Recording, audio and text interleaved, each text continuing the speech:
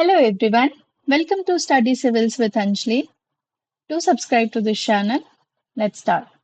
आज हम वैदिक एज के सेकंड फेज यानी लेटर वैदिक एज को डिटेल में समझेंगे। अगर ऋग्वैदिक एज को हम एक स्मॉल विलेज स्टार्टअप मान लें, तो लेटर वैदिक एज एक ऑर्गेनाइज्ड किंगडम एंड सोसाइटी बन चुका था। पहले के लेक्चर में हमने ऋग्वैदिक को कवर कर लिया है। आज हम पढ़ेंगे लेटर वैदिक के बारे में। ऋग्वैदिक सोसाइटी ना सिंपल थी, लेकिन अब सोसाइटी कॉम्प्लेक्स हो रही है।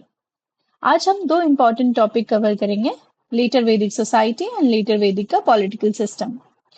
और मैं आपसे लेक्चर के बीच बीच में क्वेश्चन भी पूछूंगी, तो एक्टिवली सोचते रहिएगा। स्टार्ट करते हैं। सबसे पहले हम बात करेंगे इसके सोशल स्ट्रक्चर के बारे में। ऋग्वैदिक एज में ना वर्ण सिस्टम फ्लेक्सिबल था। अगर कोई टैलेंटेड था तो वो ऑक्यूपेशन चेंज कर सकता था, लेकिन लेटर वैदिक एज तक आते आते ना सिस्टम रिजिड हो चुका था।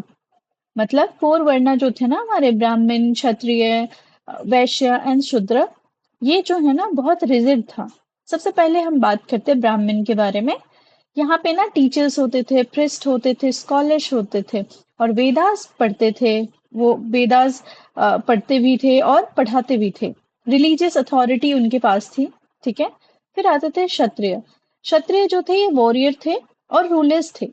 किंगडम की सिक्योरिटी और एडमिनिस्ट्रेशन ना ये संभालते थे। आज जैसे कि हमारे डिफेंस मिनिस्ट्री है और आर्मी ऑफिसर्स हैं, उस वक्त ये क्षत्रिय होते थे। फिर आया वैश्य। वैश्य जो थे ना वो फार्मर, ट्रेडर्स और केटल रियरर्स थे। मतलब जितने भी चरवाहा वो थे उसमें आते थे।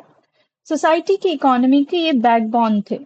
आज के जैसे बिजनेसमैन हो गए, एंटरप्रेन्योर्स हो गए, वो सारे उस जमाने के इसमें आते थे। And the last one is शूद्रा।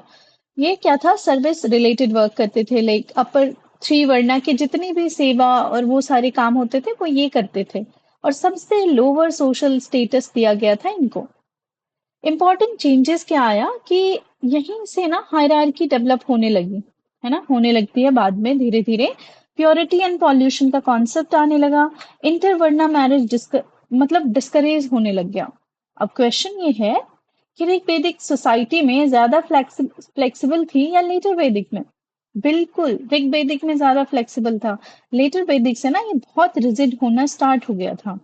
फिर हम इसकी अगर हम बात करें इसके आश्रम सिस्टम पे, तो हम ह्यूमन लाइफ को ना चार स्टेज में डिवाइड किया गया। एक तरह से ना लाइफ मैनेजमेंट प्लान दिया गया था। पहला था ब्रह्मचर्य। ब्रह्मचर्य ना it's like a student life. जैसे आप सब हम सब अभी ब्रह्मचर्य लाइफ है। फॉर एग्जाम्पल गुरु के पास रहकर एजुकेशन प्राप्त करना, डिसिप्लिन, सेलिबेसी और वैदिक स्टडीज को जानना, पढ़ना। आज के जैसे स्कूल कॉलेज का फेज है, वो उस वक्त का ब्रह्मचर्य वाला फेज था। फिर आया गृहस्थ फेज। ठीक है। जहाँ पे हाउस होल्डर लाइफ थे।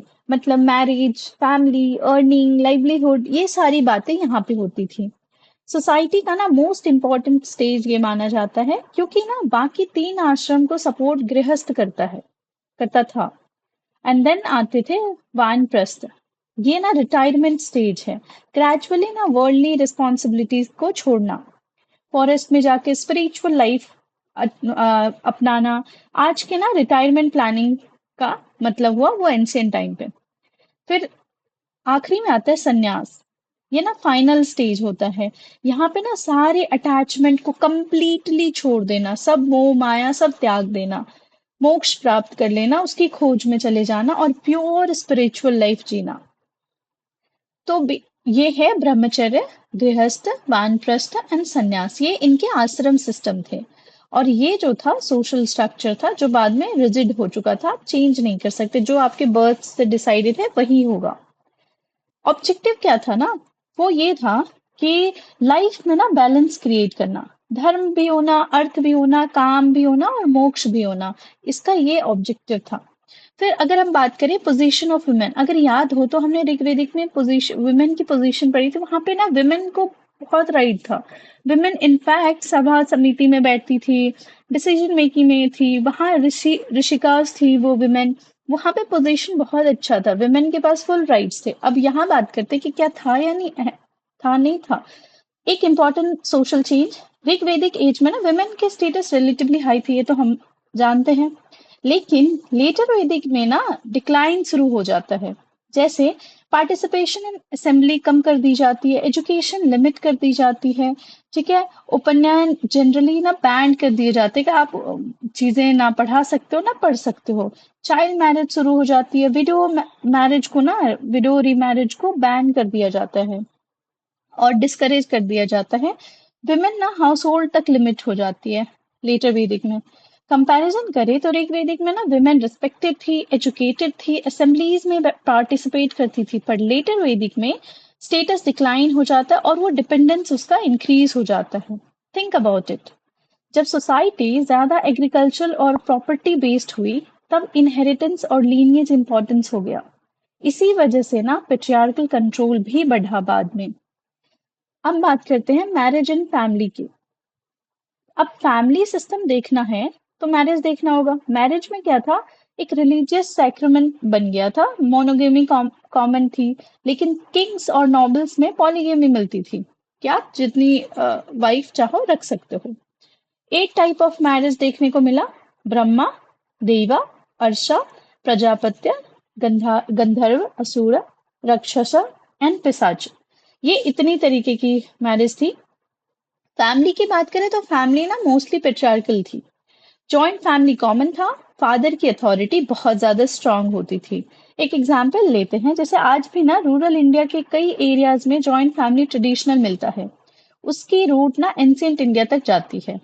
जॉइंट फैमिली का कल्चर अर्बन में तो नहीं है, बट रूरल एरिया में आपको देखने को मिलेगा। इसके हम एजुकेशन की बात करें लेटर वैदिक में, तो एजुकेशन में मेनली ना गुरुकुल सिस्टम होती थी। जैसे सब्जेक्ट में Vedas, Vedangas, philosophy, ethics, archery, warfare, agriculture, ये सब यहाँ पे पढ़ाए जाते थे। उपनयन सेरेमनी होती थी, मतलब सेक्रेड थ्रेड सेरेमनी अपर थ्री वर्ण के बॉयज को दिया जाता था। उसको जनेऊ पहनते हैं ना, वो दिया जाता था यहाँ पे। ये तीनों वर्ण के लोगों को, शूद्र को नहीं दिया जाता था। गुरु शिष्य का रिलेशन डेवलप हुआ।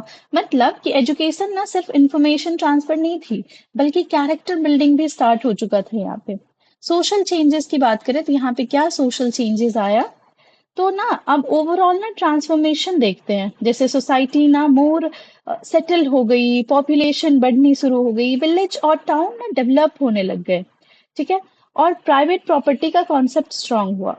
नई डेवलपमेंट जैसे कि हम अगर बात करें तो किंगडम का राइज हुआ, ग्रोथ हुआ प्रीस्ट कल्चर का, इंक्रीज वेल्थ इंक्रीज हुआ, डेवलपमेंट ऑफ विलेज हुआ, एंड सोशल स्ट्रैटिफिकेशन आ गया, एंड जाति सिस्टम भी स्टार्ट हो गया। ये सारी चीजें जो है धीरे धीरे चेंजेस आए। इसके इम्पोर्टेंट पॉइंट ये है कि ऋग वैदिक सोसाइटी में ना इगैलिटेरियन थी, बट लेटर वैदिक सोसाइटी में ना ये सारी की सारी हायरार्कियल हो गए, एकदम हायरार्की पे था। पहले सब इक्वल थे, बट धीरे धीरे ये हायरार्की बन गई, ठीक है। अब अगर हम ये सारे इंपॉर्टेंट फीचर्स हैं, सोसाइटी मोर कॉम्प्लेक्स होगी, हायरार्कियल हो गया, रीजनल एंड कल्चरल वेरिएशंस आ गए, और इसको अगर याद करना है तो BKJV करके हम याद कर सकते हैं, ठीक है। और ये क्विक रिवीजन के लिए है कि कौन से में, ये तो हमने पढ़ लिया वैसे, बट जैसे कि हाई स्टेटस था विमेन को, यहाँ पे स्टेटस डिक्लाइन हो गया, एजुकेशन लिमिटेड इंफॉर्मेशन था, पर यहाँ पे फॉर्मल एजुकेशन स्टार्ट हो गया लेटर वैदिक में। फैमिली स्मॉल थी ऋग्वेदिक में, ठीक है, पर लेटर वैदिक में जॉइंट फैमिली आ गया। फिर उसके बाद सोसाइटी सिंपल इगैलिटेरियन थी, बट लेटर वैदिक में हायरार्कियल हो गई। मैरिज मोनोगेमी कल्चर था, बट लेटर वैदिक में मोनोगेमी, पॉलीगेमी ये सब स्टार्ट हो गया। आश्रम सिस्टम ऋग्वेदिक में नहीं था, बट लेटर वैदिक में आश्रम सिस्टम डेवलप हो गया। अब हम इसके ना पॉलिटिकल सिस्टम के बारे में पढ़ेंगे, क्योंकि ये भी जानना जरूरी है कि लेटर वैदिक का पॉलिटिकल सिस्टम कैसा था। अब इमेजिन करिए, स्मॉल ट्राइबल ग्रुप ग्रेजुअली ना लार्ज किंगडम में कन्वर्ट हो रहे हैं। यही है लेटर वैदिक का पॉलिटिकल ट्रांसफॉर्मेशन। यहाँ पे ना राइज ऑफ किंगडम हुआ। ऋग्वेदिक एज में ना बेसिक यूनिट थी जना। अब जना से यहाँ पे जनपद बनते हुए, ठीक है, और जनपद से किंगडम बन गया। किंगशिप की बात करें तो अब किंग ना ज्यादा पावरफुल हो गया था, वहां पे ज्यादा पावरफुल नहीं थे। किंगशिप हेरिडिटरी होने लग गई। यहाँ पे टू टाइप ऑफ स्टेटस दिया जाने लग गया उनको, मोनार्की एंड रिपब्लिक। यहाँ पे दो स्टेटस आ गया, मोनार्की एंड रिपब्लिक। मोनार्की राजत्व होते थे, किंग रूल्ड होता था, और रिपब्लिक जो है ना गण संघ होते थे, जैसे वज्जी मल्ला, ये सब रूल करते थे। अब सवाल है कि क्या एंशिएंट इंडिया में सिर्फ किंग थे? नहीं, रिपब्लिक भी एग्जिस्ट करता था। अब फीचर बात करें, फीचर्स ऑफ लेटर वैदिक के पॉलिटिकल सिस्टम की, तो स्ट्रॉन्ग मोनार्की थे, टेरिटोरियल स्टेट्स था, स्टैंडिंग आर्मी थी, टैक्स सिस्टम स्टार्ट हो चुके थे, एडमिनिस्ट्रेटिव ऑफिशियल्स स्टैब्लिश हो चुके थे, और एक्सपेंशनिस्ट पॉलिसी हो गया था कि मतलब लड़ाई लड़ने जाओ, अगर जीत गए तो उसकी उसके जो टेरिटरी है वो अब हमारे राज्य में मिल जाएगा, ऐसा सिस्टम स्टार्ट हो चुका था। तो पॉलिटिकल सिस्टम ना अब मच मोर ऑर्गेनाइज्ड हो गया था लेटर वैदिक में।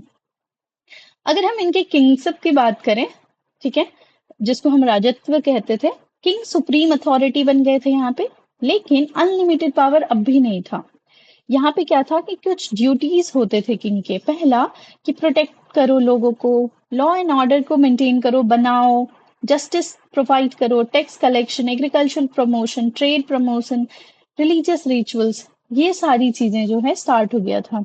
टाइटल, राजन जो थे, राजन मतलब किंग होते थे, सम्राट मतलब पैरामाउंट किंग होते थे, महाराज मतलब ग्रेट किंग, सवारत मीन्स इंडिपेंडेंट रूलर, इकारत means solo ruler, and wish means people and rashtra means realm.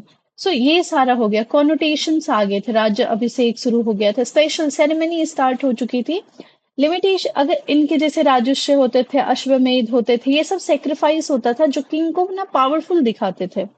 Limitation की अगर हम बात करें किंग के पास, तो ना धर्म के अंडर रहकर उन्हें काम करना पड़ता था, पब्लिक ओपिनियन उनके लिए इम्पोर्टेंट थी। ठीक है, मिस रूल पर ना किंग को हटाया भी जा सकता था, लेटर वैदिक की हम बात कर रहे हैं। इनके अगर हम एडमिनिस्ट्रेशन की अगर बात करें, तो किंग ना अकेला एडमिनिस्ट्रेशन नहीं चला सकता, ऑफिशियल के हेल्प लगते थे। जैसे उसमें कुछ सेंट्रल एडमिनिस्ट्रेशन था, कुछ प्रोविंशियल थे, फिर लोकल था, एंड जस्टिस सिस्टम भी था। विलेज में ना बेसिक यूनिट्स होते थे ये सारे, जैसे कि विलेज के हेड होते थे ग्रामनी, है ना। फिर कुछ इंपॉर्टेंट टर्म्स आता था, ये जो है ना इंपॉर्टेंट टर्म्स होते थे, जैसे राष्ट्रास मीन्स प्रोविंसेस, वैश्यास विषयास मीन्स डिस्ट्रिक्ट, ग्राम मीन्स विलेज, पुर मीन्स फोर्टिफाइड टाउन, नगर मीन्स टाउन, ग्रामनी means head of the village, सभा means council of elders, and समिति मीन्स जनरल असेंबली। ये कुछ टर्म्स होते थे। इनके कुछ ना ऑफिशियल्स होते थे बहुत इंपॉर्टेंट लेटर वेदिक के। ये एग्जाम का फेवरेट है, लेट मी टेल यू। तो सबसे पहले ना पुरोहित, पुरोहित का मतलब होता है चीफ प्रेस्ट, जो सबसे एकदम से इंपॉर्टेंट होते थे। सेनानी, आर्मी चीफ, ठीक है। माहिशी मतलब चीफ की क्वीन, चीफ क्वीन, ठीक है। युवराज, क्राउन प्रिंस। ग्रामिनी, विलेज हेड। सुता आई एम सॉरी, सुता, मैसेंजर एंड चैरियट, ये होते थे, ठीक है। भगादुगा, ये होता था कलेक्टर ऑफ टैक्सेस। उसके बाद होते थे संग्राहिता, ट्रेजर्स, ठीक है। अक्षवपा, अकाउंटेंट ऑफिसर। स्पैस, जिसको हम दंडपाल भी कहते थे, chief of police. And the रथकार मीन्स सुपरिटेंडेंट ऑफ चैरियट। ये कुछ पोजीशंस होते थे, ये बहुत इंपॉर्टेंट। फिर इसके अगर हम रेवेन्यू सिस्टम की बात करें ना, तो किंगडम को ना चलाने के लिए रेवेन्यू चाहिए।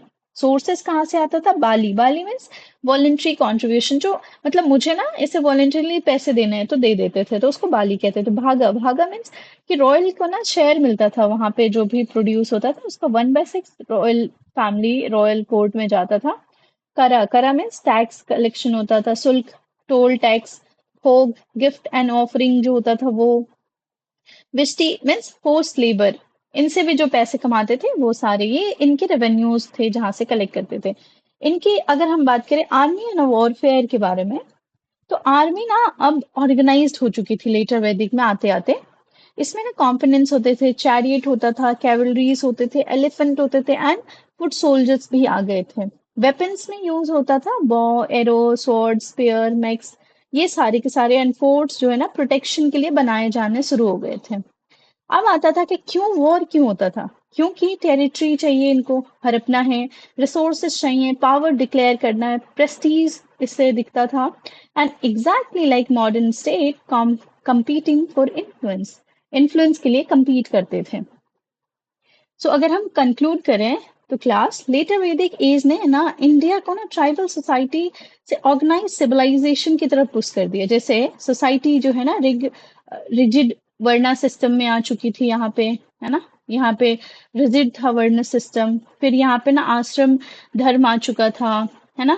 फिर डिक्लाइन हो गया था, विमेन का स्टेटस डिक्लाइन हो चुका था। Growth of education and Gurukul growth हो गया था। फिर उसके बाद ना सोशल हायरार्कीज आ चुके थे यहाँ पे, और ये रिजिड था एकदम से। पॉलिटिकल सिस्टम में ना किंगडम्स आ चुके थे, राजा किंगडम आ चुका था। ओके। फिर उसके बाद ना स्ट्रॉन्ग किंगशिप आ चुका था, ऑर्गेनाइज्ड एडमिनिस्ट्रेशन आ चुके थे यहाँ पे, सबके पोजीशन डिसाइडेड थे, स्टैंडिंग आर्मी आ चुकी थी, टेरिटोरियल स्टेट आ चुका था। और इसी पीरियड ने आगे चलकर महाजनपद, पावरफुल किंगडम्स और एंशियंट इंडिया के स्टेट सिस्टम का फाउंडेशन रखा। तो क्वेश्चन है कि ऋग वैदिक और लेटर वैदिक में सबसे बड़ा डिफरेंस आपको किस फील्ड में मिल लगता है? क्या सोसाइटी में, क्या विमेन स्टेटस में, पॉलिटिक्स में, या फिर इकोनॉमी में? आप अपना जवाब जरूर देना कमेंट सेक्शन में। अगर आपको ये लेक्चर पसंद आए हैं, then do subscribe and like to this channel. It will be very helpful. Thank you.